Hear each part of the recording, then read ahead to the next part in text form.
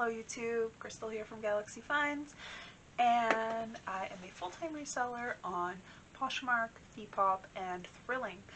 And today I have a what sold video, what sold in the month of August. I know I didn't do one for July, but I am blaming the summer weather for not doing any videos recently because it's either been 90 degrees and humid or hurricane rains. So when you have to leave your house to go to your office, it's not motivating in that kind of weather. So today is actually like 65 and like feels like fall, so I was like, I better take advantage of this weather, you know, brush my hair, put on a cute shirt, and do my video. So I'm doing a little bit of a different what sold video today. I am only sharing my vintage what sold stuff. So basically that is all of what sold on Depop, which wasn't a lot, all of what sold on Thrilling, which wasn't many pieces but was a lot of money, and then a bunch from Poshmark. So yeah, I thought it might be interesting considering a lot of my vintage solds are like vintage mall brands and stuff, and I feel like people don't know that those things actually sell and those are things that people are looking for. Yeah, like you'll see some of these, I'll tell you what brand these things are if it's relevant or if it's on here, and you know, you can tell me if you've ever picked up any of these brands in vintage. I know modern pieces by some of these brands don't move at all, and I'll avoid picking them up as well. So yeah, I just thought this was interesting. So I'm going to start with Depop. So Depop, I sold, it was, I think it was technically a men's shirt, but it was, I listed it as unisex because who cares. The brand was Youngbloods, and it was a 70s like ringer shirt. It was red, white, and blue. I'd had it for quite some time, and I can't even remember where I got it, but I've had it for a while. So that sold for $25 with free shipping. The shipping was like less than $4, so with a 10% fee on Depop, it was fine. It was a fine sale. I was okay with that. The next thing that sold was a 90s Sag Harbor Houndstooth dress. It was like a sleeveless, I tagged it as Dark Academia, which is a very popular trending hashtag on Depop. That sold for $39 with free shipping. So yeah, Sag Harbor, something that most people wouldn't pick up, modern stuff, but the vintage stuff can sell. The next was a bundle. This person bought a like 90s Y2K prom dress that was by Amy Byer, I think. It was like velvet on top and like shimmery on the bottom, and then also like a 90s button-up shirt with like shoulder pads. It didn't have any brand or any size, so that actually went to Canada, so she did pay shipping. She paid $60 plus shipping for that bundle, so that was pretty good. The next was a like 90s Y2K. I'm not sure if it was quite 90s, but it might have been on like the cusp. It was like a floral slip. A lot of people are wearing these slips as like a grunge look, 90s throwback, you know, so I got this at an estate sale not too long ago. It sold for $35 with free shipping, so, but it's a slip, so it like weighed nothing, so that was fine. So those are my Depop sales. I have not been paying much attention to Depop since Vendu has been down for Depop for like over 2 weeks now. So I'm hoping that it gets fixed soon. It's actually Google's fault right now because they submitted their update and Google hasn't approved it. So I have not been able to list Depop for a while. My next sales are Thrilling, which were my best sales this month, like by far. So the first thing that sold was this 80s, Lorelei was the brand.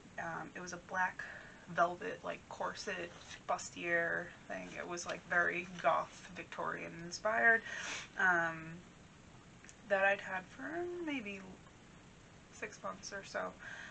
That sold for $49. I'm pretty sure like originally that was part of like a two-piece set, like it had like a skirt or something with it. But yeah, $49. And on Thrilling they only take 10%, buyer pays shipping. So the next thing that sold on Thrilling was a new with tag, or new in package, pair of stockings from the 90s. I remember picking those up for like $1 somewhere. I sold for $25. The next was this Ralph Lauren skier sweater. I think I've had that for at least a year.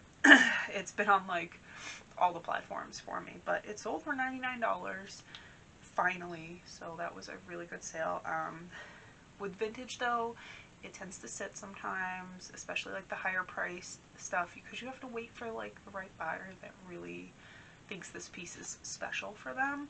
So yeah, like I knew it would sell for a lot, but I'm willing to wait for some pieces. So that was a good sale. I also sold these 90s Guess overalls. They were like pleated and tapered, like they were very 90s. And I think even one of like the little strap things was broken, but everything was disclosed. Those sold for $99 as well. I think that was one of the first things I listed on Thrilling, and I started Thrilling in January, so those have been up for a while. And my most exciting sale of the month was on Thrilling. It was a 1980s Versace Zodiac silk scarf. This scarf was beautiful, and I did actually show this in a haul that was on my Instagram. It was in my Instagram IGTV. I've only ever done one of those, and I got it at an estate sale, and I had no idea it was Versace until I went to go wear it in my own hair, and I looked at it and I saw Versace, and I was like, oh, I have to sell this. Because if it was just like a no-name scarf, I would have definitely kept it for myself because it was so cool. But it sold for $299. Like, I had to sell it. I had somebody actually comment on it on Poshmark and be like, why are you charging so much for this? It has stains on it. And then like a few days later someone bought it on Thrilling for full price. So just goes to show different things sell for different prices on different platforms. So next are my Poshmark sales, which were the majority of my vintage sales. And I know a lot of people don't think that vintage sells very well on Poshmark, but I think that if you have enough of it in your closet, like it does, because people will see that like you're a vintage seller and you have a lot of stuff to look through. So I realized that a lot of these sell around like the $30 mark, which is fine. Depending, you know, I usually don't pay more than $5 an item, depending on where I get it. Estate sales tend to be a little bit more, but I will start with this one because it was one that I had for a long time. A vintage Lily Pulitzer white label reversible skirt. It was very cute. It was actually a size 12 too, which is nice. But yeah, I'd had that listed for a long time, and someone finally came along and offered me $30, and I took it. Yes. The next was something I had Nick model. So this was like another unisex item, and it was a vintage OP. They now sell OP at Walmart. So, but this was like the 90s OP label, pink, like hot pink, highlighter pink pullover windbreaker. That also sold for $30. The next thing was this like nice bright green pair of tail golf shorts. They were like, I think they were 90s, maybe 80s, but they were like very high-waisted, pleated, like mid-length golf shorts. Those sold for $20. The next one, oh my gosh, these shoes I've had for a long time as well. Stuart Weitzman, like these square toe, kitten heel, patent leather shoes, and I had them for well over 2 years, I think. I had just relisted them and got an offer for $30, so yes, and relisting works. I've been doing a lot more relisting lately. The next one is a very exciting sale though. This is the first ever St. John I've ever sold. I got this at an estate sale. I actually have like a ton of St. John that I need to list, but like I don't really know a lot about it, so I was kind of holding off. But I listed this one first because it was my favorite. It was a vintage, like I think it was 80s, like color block dress. It was beautiful. Someone offered me $100 for it. I think I had it listed at $149, so I took it. $100. Yes, yes, please. My next one was another popular mall brand. It was Talbot's, but it's 70s Talbot's. So this was it was a super long maxi dress. Like I want to say that like it was like extra long, but it had these like ribbon. Like I wanted to keep it for myself, but it did not fit me. But it ended up selling for $80 from an offer, which was fine. I think I had it listed for $100. And yeah, 70s Talbots. Next one was another dress that I had a long time. It was a 70s like floral.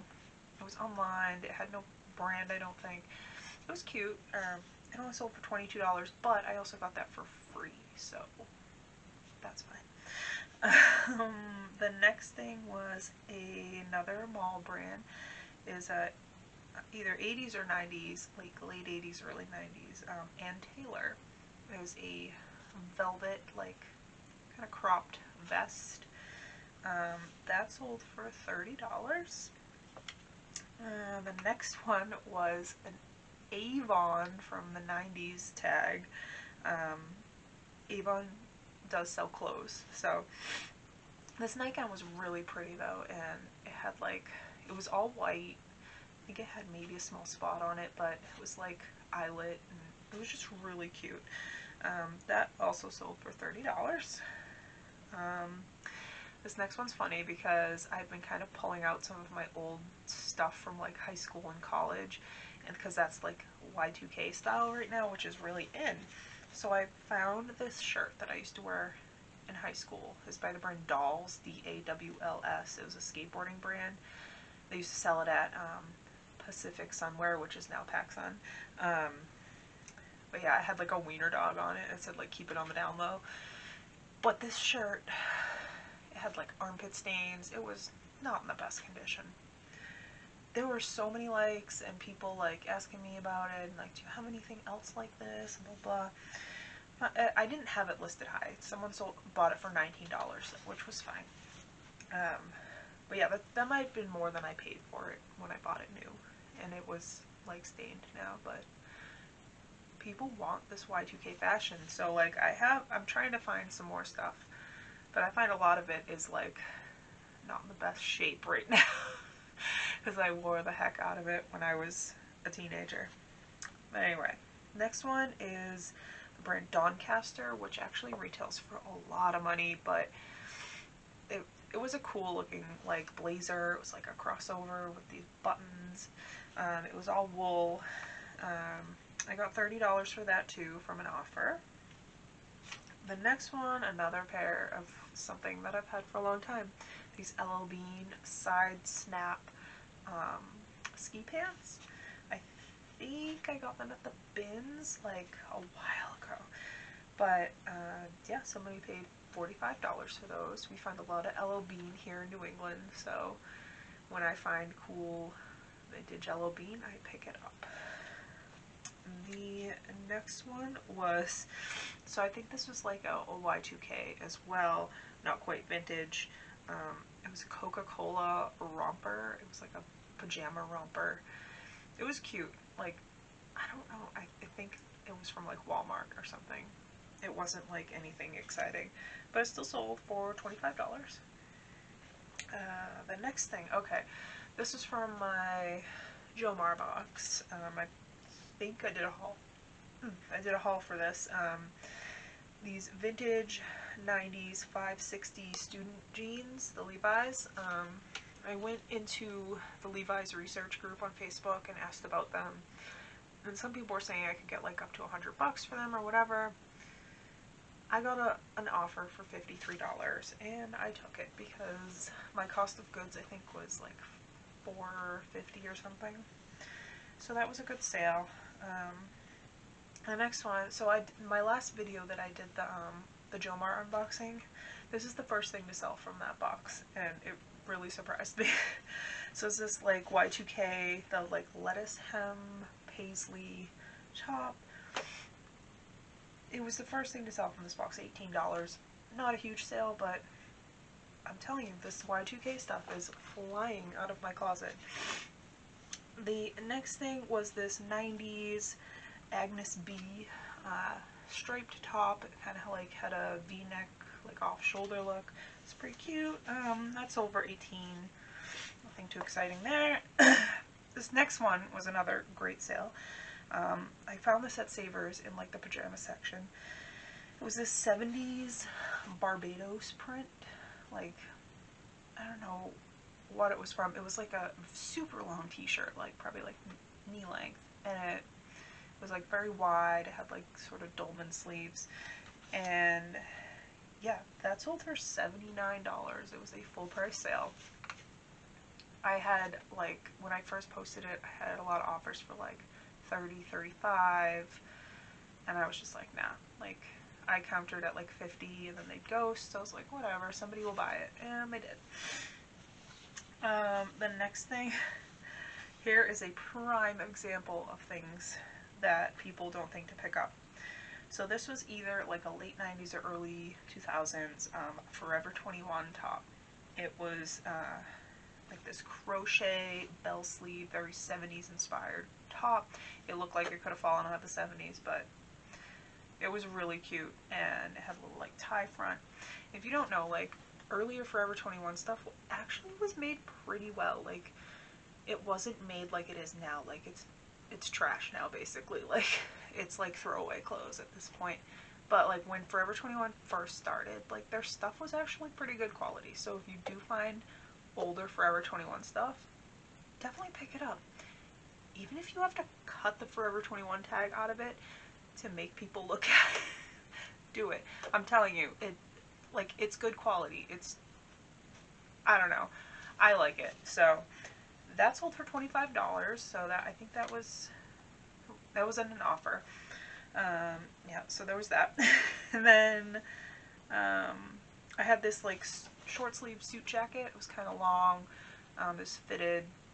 It didn't have any sort of brand on it, but it was definitely 90s looking. Had some shoulder pads. Yeah, somebody took my offer to Likers for $45 for that. And then my last vintage sale on Poshmark for August was this CP Shades 90s linen maxi skirt. Had like eyelet detail. I've sold a few of these actually. I've had a few different colors of this vintage CP Shades maxi skirt. For some reason I found a few of them, and they usually sell between like $35 and $50. So vintage CP Shades sells well. CP Shades in general sells well, but like the vintage stuff is good. But yeah, those are all of my vintage sales between all of my platforms for August. August was actually a really good month, I think, thanks to Thrilling, because I think I made like $550 just on Thrilling. So even when Poshmark is slow, other platforms are picking it up for me. Hopefully Vendu gets their fix on their Depop stuff, so I can start listing there again. I'm excited to start listing a lot more sweaters and fun winter stuff. I'm sick of summer. I'm done. So if you've made it this far, thank you so much. I know it was kind of a long video, but I hope it was interesting to some of you and you learned something. And do you guys pick up any of these vintage mall brands? Like, what is your favorite vintage mall brand to pick up? Let me know. But yeah, thanks for watching.